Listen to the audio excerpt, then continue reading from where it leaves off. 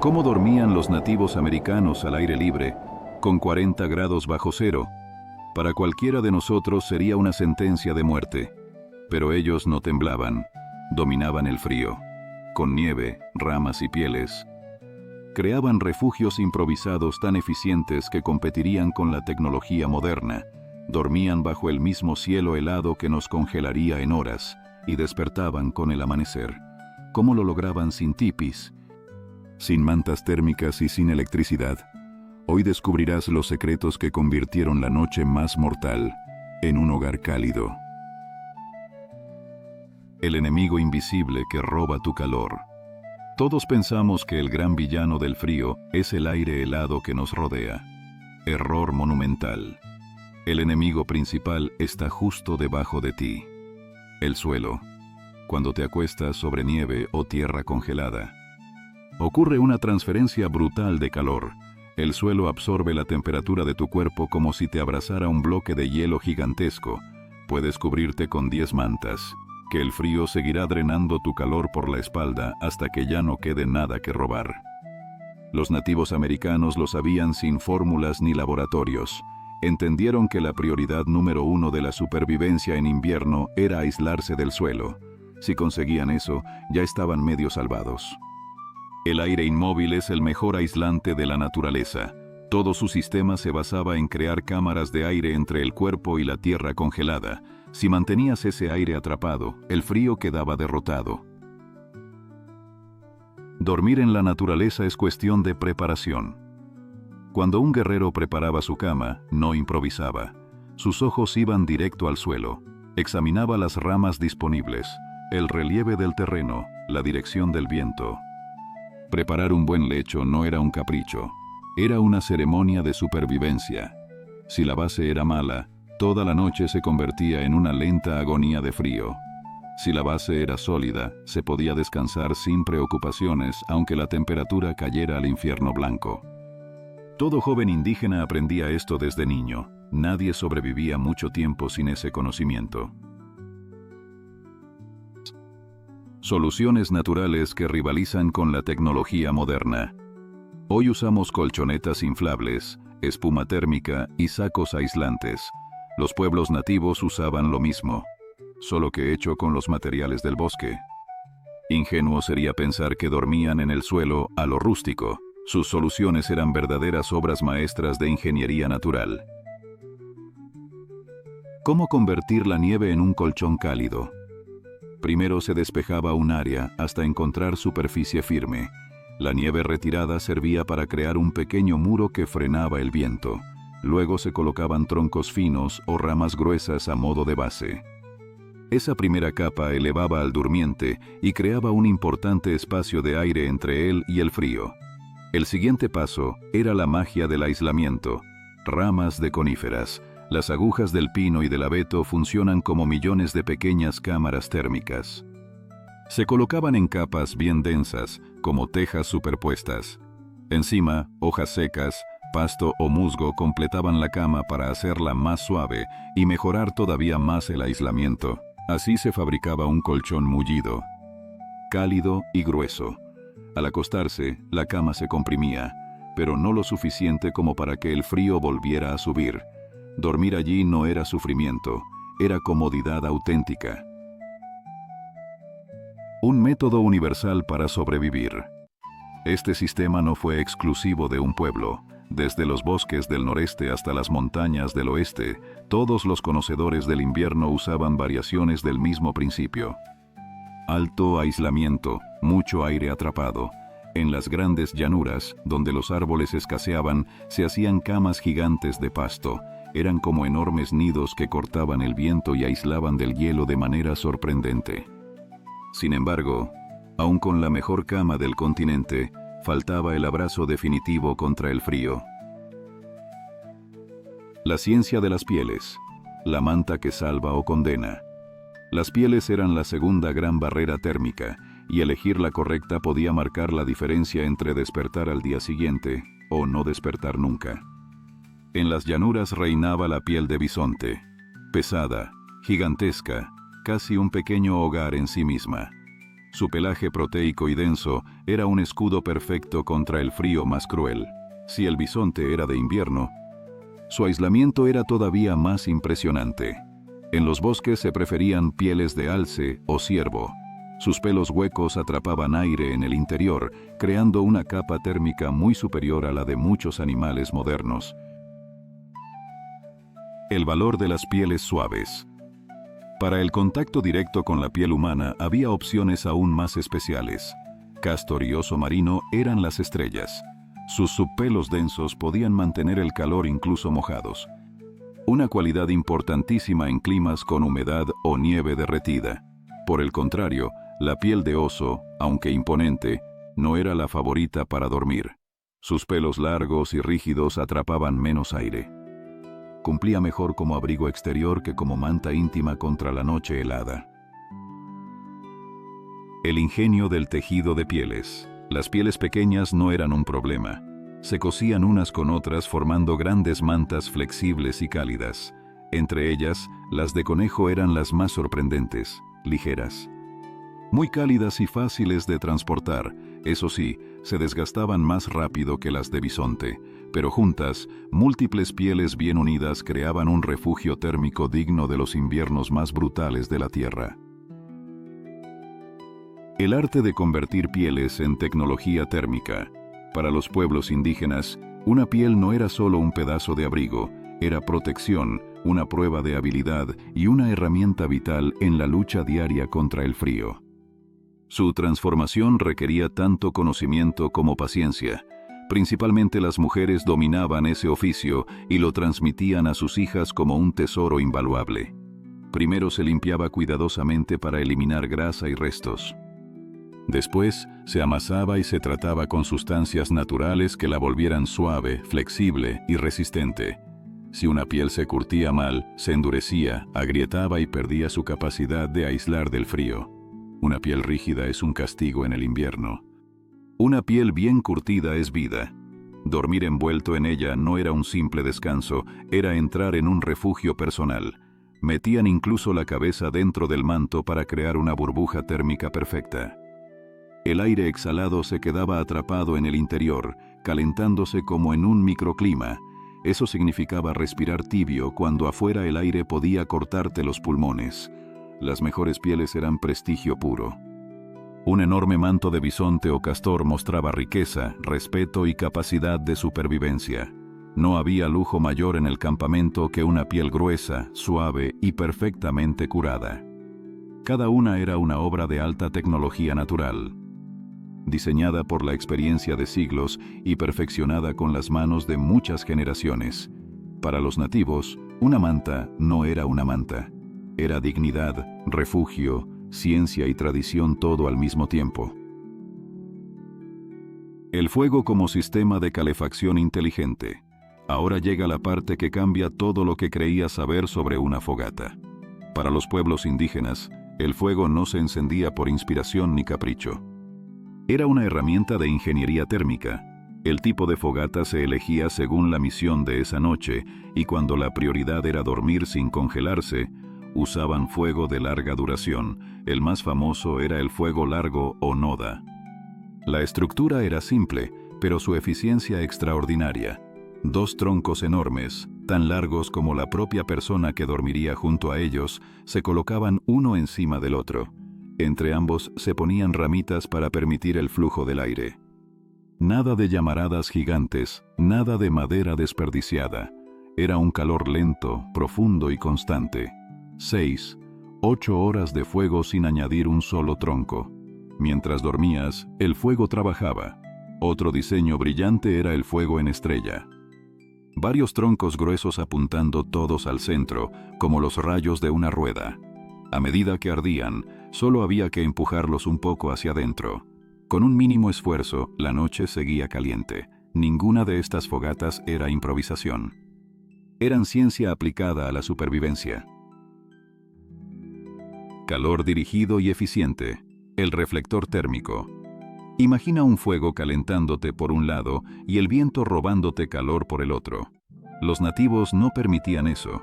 Detrás del durmiente, entre él y la noche, construían una pared de troncos, piedras o nieve compactada. Un reflector térmico que devolvía todo el calor hacia el cuerpo, creando un microclima cálido en medio del hielo. Ese espacio, entre el fuego y la barrera, se convertía en la habitación más confortable del mundo salvaje. Y mientras tanto, la leña se había seleccionado con el máximo cuidado. Madera dura, seca, convertida en brasas duraderas que mantenían el calor hasta las últimas horas oscuras antes del amanecer. El fuego no solo protegía el cuerpo, protegía el espíritu. Su luz espantaba el miedo y hacía del silencio nocturno un compañero y no un enemigo. Cuando el fuego duerme, las piedras despiertan. ¿Quieres calor toda la noche sin gastar fuerzas? Los nativos ya habían encontrado la respuesta siglos antes de que existieran los termos o las mantas térmicas. Las piedras calientes, pequeñas baterías geológicas capaces de liberar calor durante horas. No cualquier roca servía. Se elegían piedras duras, lisas y completamente secas. Nunca se tomaban de ríos o arroyos, porque el agua atrapada dentro podía hacerlas estallar al calentarse. Esa era una regla de oro. Las piedras se calentaban junto al fuego durante mucho tiempo, hasta que se impregnaban de calor sin llegar a ponerse al rojo. Luego, usando palos o herramientas, se sacaban con extremo cuidado y se envolvían en pieles o tejidos gruesos. Ese envoltorio regulaba la temperatura y permitía que el calor se liberara lentamente. Se colocaban estratégicamente, una cerca de los pies, otra a la altura del abdomen o la espalda baja, y la cama entera se convertía en un horno natural. Cuando el fuego entraba en su sueño más profundo, las piedras seguían trabajando. Eran los guardianes nocturnos que se aseguraban de que la temperatura nunca cayera al punto del peligro. Al amanecer, regresaban al fuego para volver a cargarse. Una calefacción portátil, renovable. Sencilla, infalible.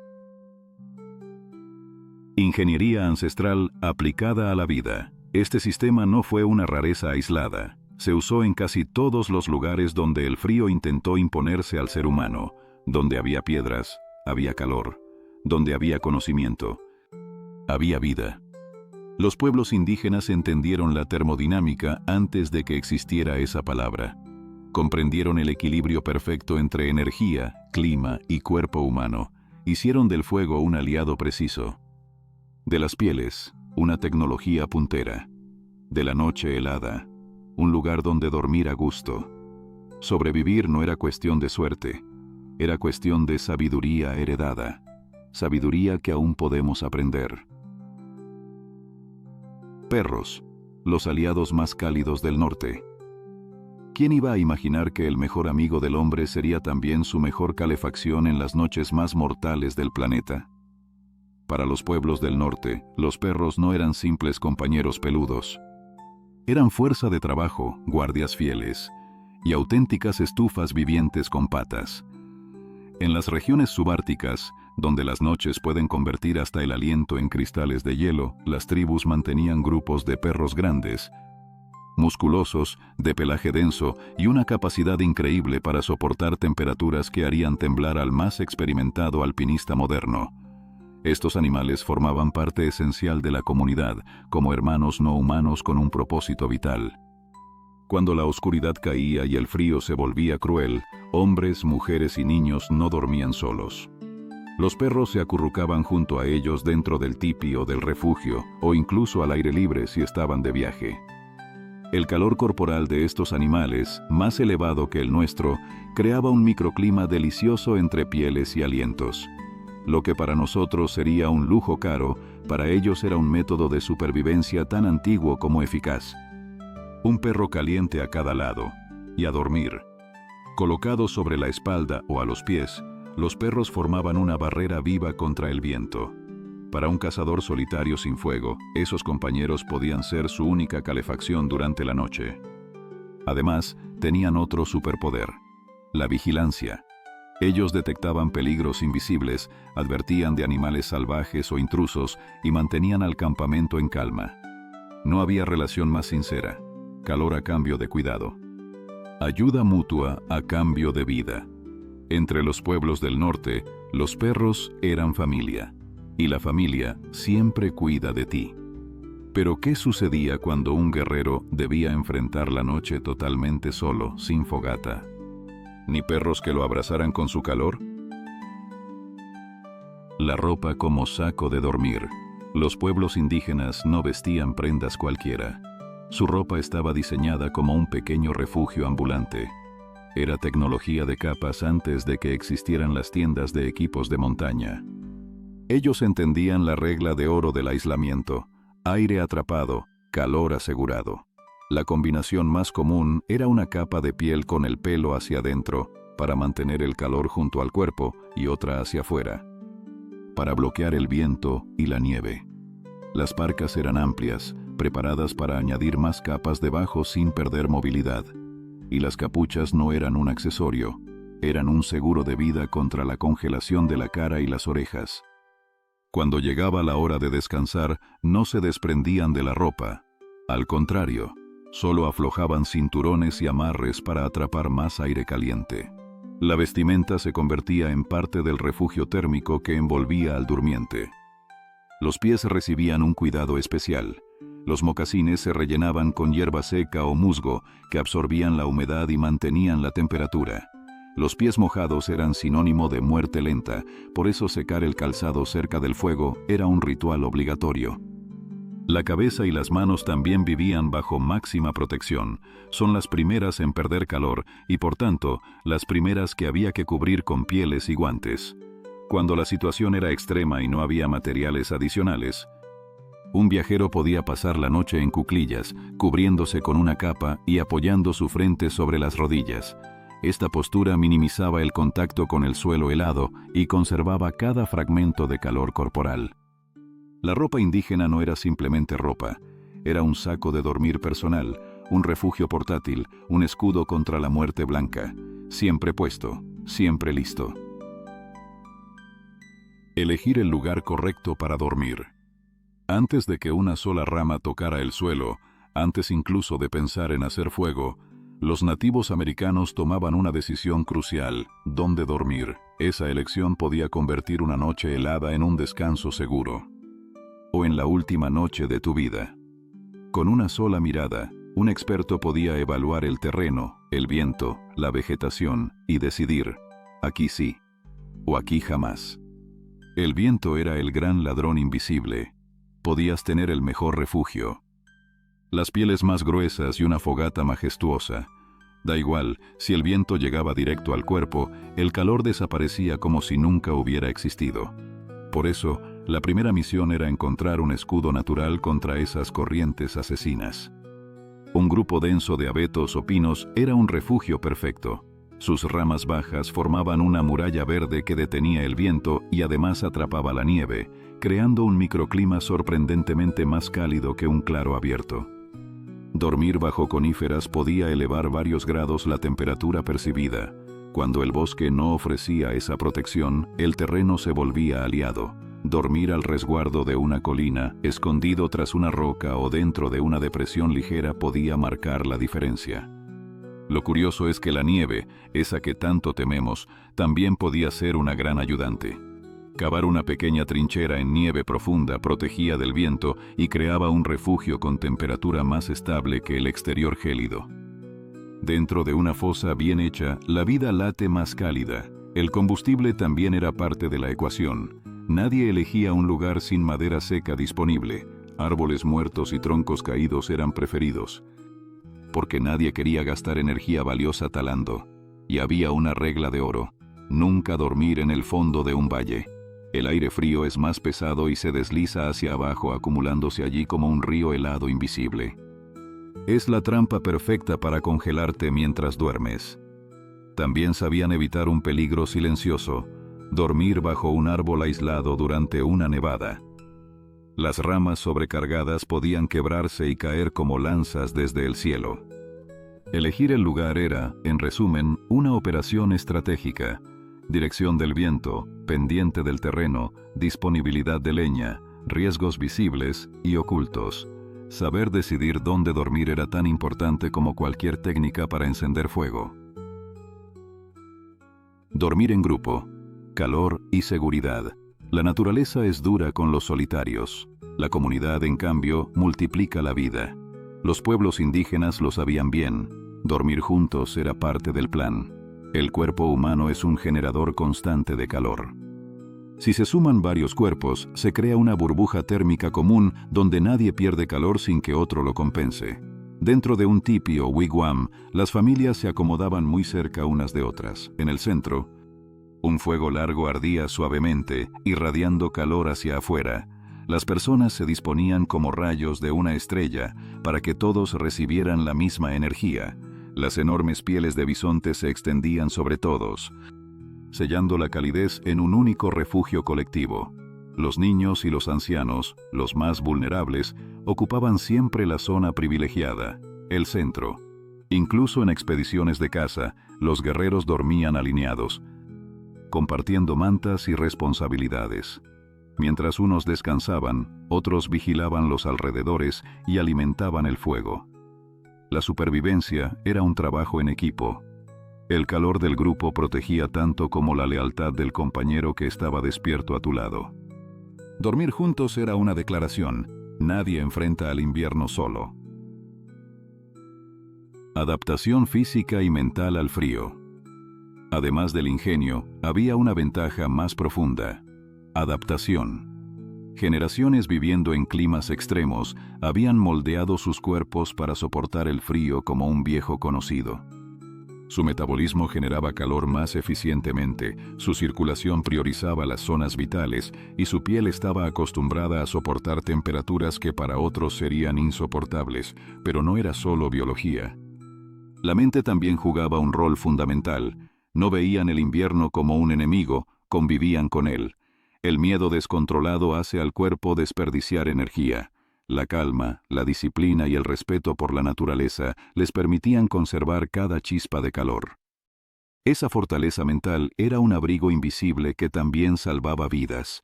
Y por encima de todo, el conocimiento era su herramienta más valiosa. Desde niños aprendían a distinguir maderas que arden lento, a identificar cuevas seguras, a interpretar la nieve y el cielo, a leer el clima sin mapas y el terreno sin brújula. Llegada la madurez, conocían su hogar tan bien como la palma de su mano. El bosque no era una amenaza. Era un maestro, y ellos, sus alumnos más aplicados. La armonía como tecnología de supervivencia. Todas estas prácticas no eran trucos aislados, sino un sistema completo. Cama aislante desde el suelo, pieles que atrapaban aire, fogatas inteligentes que no desperdiciaban energía, piedras que almacenaban calor, elección perfecta del lugar, comunidad, resiliencia, fe en lo aprendido. La supervivencia indígena era una tecnología holística desarrollada sin cables ni acero, pero con sabiduría y respeto profundo por el entorno. No se trataba de vencer al invierno, se trataba de colaborar con él. Hoy podemos aprender algo fundamental de estos pueblos. El conocimiento, la observación y la armonía con la naturaleza siempre serán nuestras herramientas más poderosas. ¿Listo para el próximo paso? Haz clic en este otro video y descubre más secretos de supervivencia y conocimiento ancestral. Y si aún no lo has hecho, dale like y suscríbete para ser parte de la comunidad nativa más grande de YouTube.